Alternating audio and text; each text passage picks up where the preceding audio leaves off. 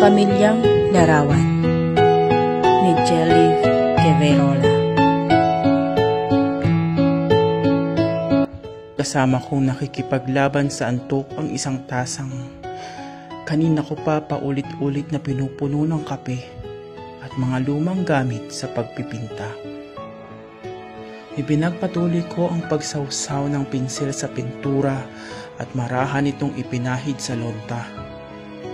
Minaniobra ko ito hanggang unti-unting nabuhugis ang maamo at inosenteng mukha. Minsan, nakakapagmuni-muni ako kung paanong ang mukhang ito ay wangis ng lungkot at responsibilidad. Natigil ako sa ginagawa ng mabanaag ko sa orasang mag-aalas 5 na. Naghanda ako para pumasok sa trabaho. Paglabas ko ng kwarto, nakita kong inihahanda ni Mrs. ang mga kakaning ilalako. Magandang umaga, mahal. Magdadala ko niyan sa trabaho. Tinuro ko ang puto at bibingkang siya mismo ang nagluto. Sige, maglalaan ako para dalin mo. Pinakiusapan ko na rin si nanay na bantayan mo na si Jamjam para mas matagal akong makapaglako. Saad niya habang abala sa pag-aayos ng paninda. Pumayag ba? Nag-aalangan akong magtanong. Malaki ang galit niya sa amin dahil sa edad ko na 17 at 16 si Mia. Nagkaroon na kami ng anak. Mumiti siya bilang positibong tugon. Sabi ng doktor, may autism ang anak namin. Isang karamdamang pinaghumukhang baliw ang anak ko. Nahihirapan siya sa komunikasyon at i-focus ang atensyon sa isang bagay. Hirap din siya sa pagkilala sa mga tao.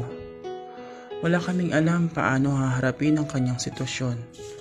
Mahirap iraos ang mga araw na kinukutya siya ng mga taong walang kaalam-alam o hindi naiintindihan ang kanyang pinagdaraanan.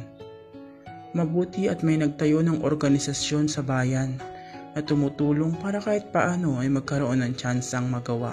Tulad ni Jem, ang makipaghalubilo sa karaniwang tao.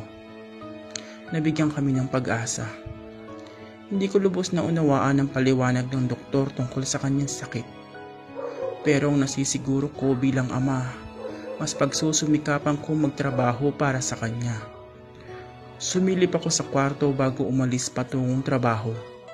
Mahimbing siyang natutulog. Nakaramdam ako ng kirot sa puso. Gusto ko rin sanang maranasang paalalahanan ng anak na laging mag-ingat sa tuwing aalis o kahit marinig ng salitang papa mula sa kanyang bibig. Kaso, sa sitwasyon ng anak ko, kailan kaya? Umalis ako ng bahay tanga ng panindang inihanda ni Mrs. May nakakasalubong akong bumibili kaya naman gumaan ang bitbit ko. Naglalakad ako papuntang trabaho para makatipid.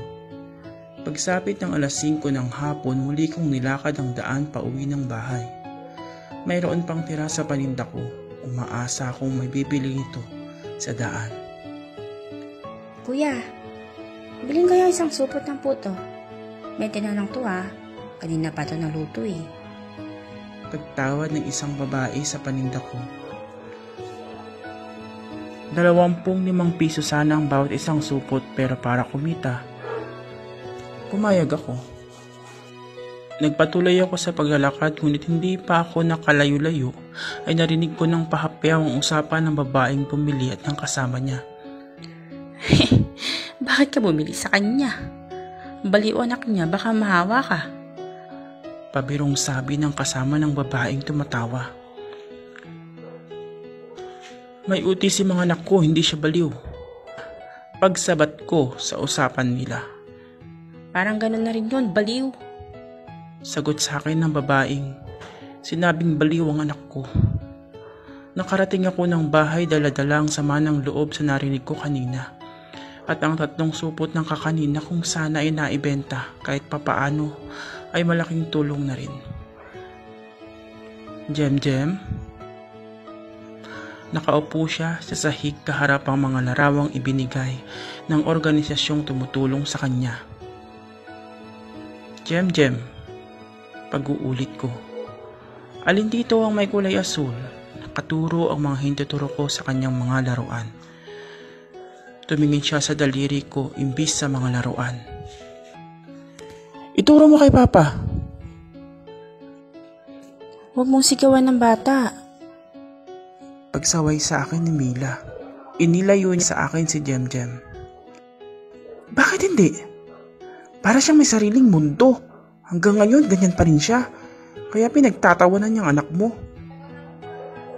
Anak natin. Diniinan niya ang bigkas sa salitang natin. Alam mo naman ang sitwasyon niya. Ba't ka nagkakaganyan? Pagod ka na? Nahihirapan ka? Bakit? Ikaw lang ba nakakaramdam niyan? Kasalanan natin to. Kung hindi lang sana tayo naging mapusok, baka. Napatingin ako sa anak namin. Sinisisi ko ang sarili ko sa kalagayan niya. Karma ko to. Maling-mali tayo nung nagtalik tayo ng di kasal. Parusa to ng Diyos sa akin.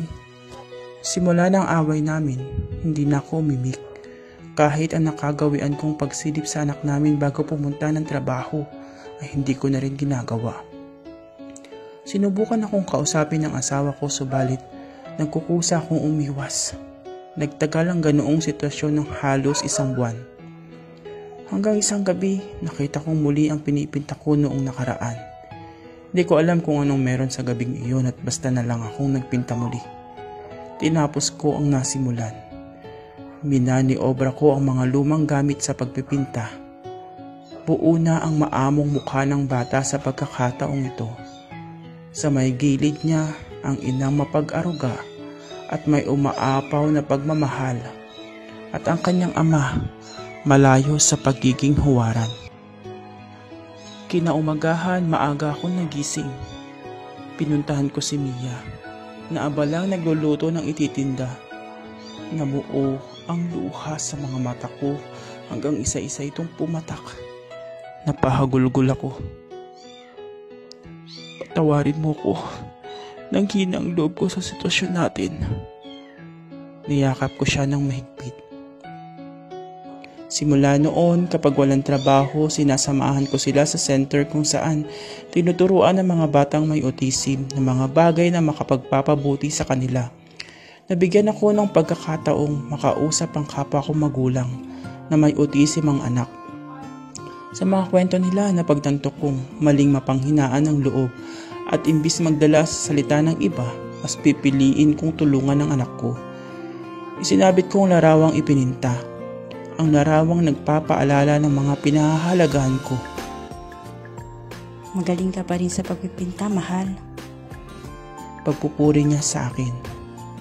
Jem, ipininta tayo ni Papa.